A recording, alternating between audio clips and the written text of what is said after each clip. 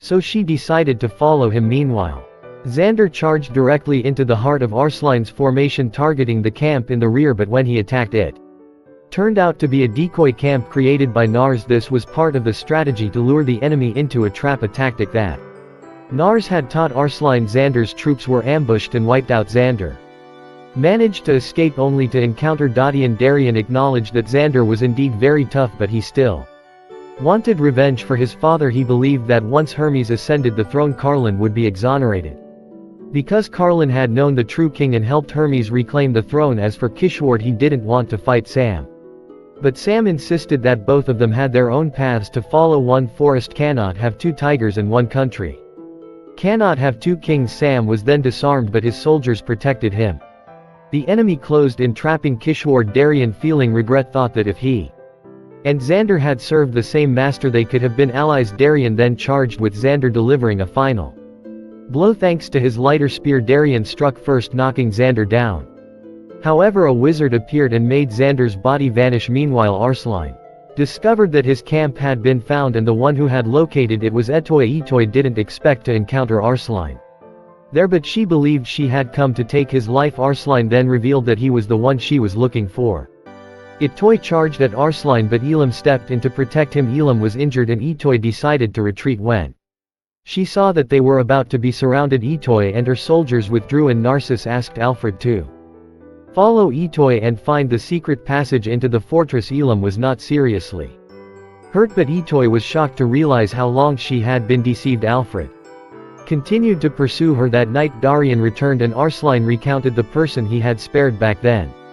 Darien remembered Etoy, and now he was determined to join the battle to rally the troops' morale. Arslan knew that he could never be like his father the king, but he still wanted to do everything he could. Narcissus later received a report from Alfred's people saying she would open the gate for them at dawn. Arslan then gave a speech to raise the morale of his troops, which inspired them to charge toward the fortress. As dawn broke, Alfred's forces stormed the gate and began their attack on the castle. To open the gates for the troops outside, she and her soldiers helped several people open the gate from the outside. The Triotis, Esfin and Zara also assisted Alfred's group, and once the gates opened, they rushed in to cause chaos. This allowed Arslan's forces to quickly advance and pour into the castle. The moment Darien led the cavalry through the castle walls, it marked the beginning of the real chaos for the Holy Kingdom's army. Arslan's forces pushed deeper into the city but were soon surrounded on both sides. Kubard suddenly charged in to support Arslan from behind. He chose to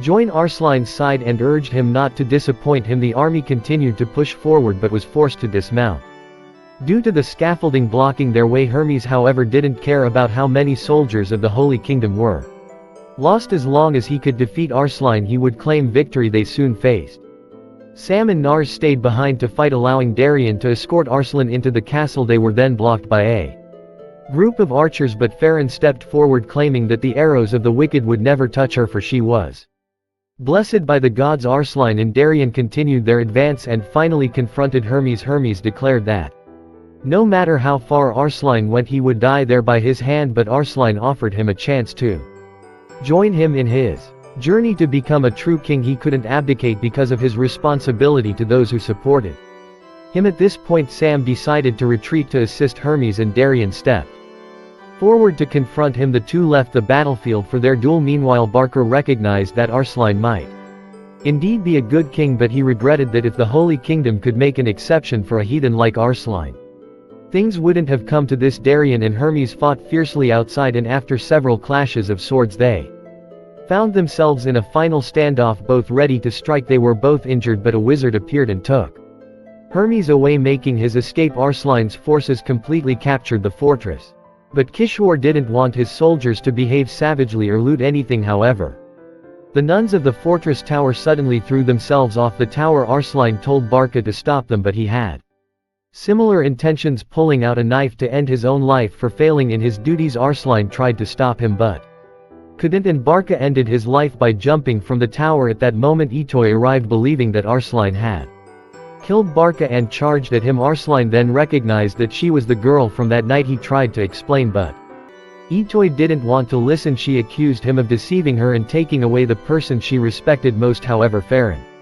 returned with her soldiers and subdued Itoy. The battle ended and Barca along with the devout followers of the Holy Kingdom chose to commit suicide to stay true to their faith. The wounded were taken care of by Arslan's forces and those who surrendered and no longer wished to fight were spared. Arslan later found Darien and learned that Hermes had escaped. Nars then imprisoned the prisoners and gave them a few beds.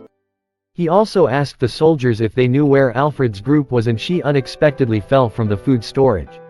She was surprised to be alive and didn't know why Narcissus was there. He explained that he was occupying the food storage. Jaswant then tended to Darien's wounds and Kishward wondered why Hermes hadn't finished Darien off. Darien speculated that Hermes might be toying with him and likely had some hidden agenda. Meanwhile, Farron was drinking with Kubard and Arslan visited Itoy, who had calmed down after learning the truth about Barca's death. Both Arslan and Itoy admitted that Barca was a truly kind man who didn't belong on the battlefield. Arslan brought food to Itoy and persuaded her to eat. Wanting to hear her story, she told him that she had abandoned her old name because she was adopted by a family of knights. Since that family had no heirs, she changed her name and became a knight. Arslan then asked her if there was any way to stop the war from continuing. He admitted to having read every word of the Bible she gave him, acknowledging that it was good for teaching people but that the rulers were using it to manipulate devout people like her into slaughtering others.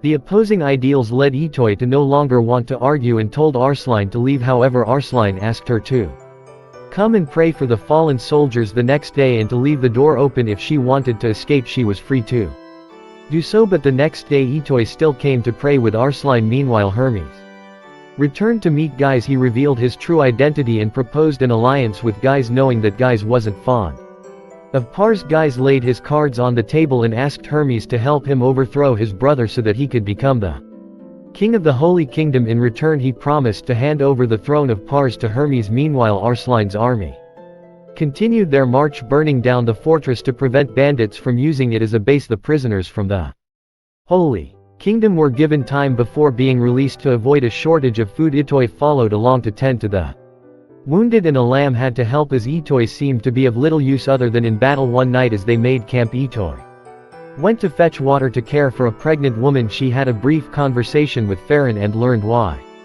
everyone followed Arslan even though she heard everything. Itoy pretended not to understand. That evening Arslan went to find Itoy to return the Bible. Itoy thought that Arslan was being reckless and disrespecting his own life by coming to a place like this. They moved to a corner to talk and Itoy refused to take the Bible back from him. Not long after, the pregnant woman gave birth to a child. No matter which god they worshipped, everyone hoped that the child would have a bright future. As for Arslan, he didn't expect his difficult journey to have reached such a point, but he knew it was still too early to be confident. Meanwhile, Jeev was searching for evidence of Arslan's legitimate claim to the throne, and so the story of the boy who would be known as the Liberator and would become a prince at only 15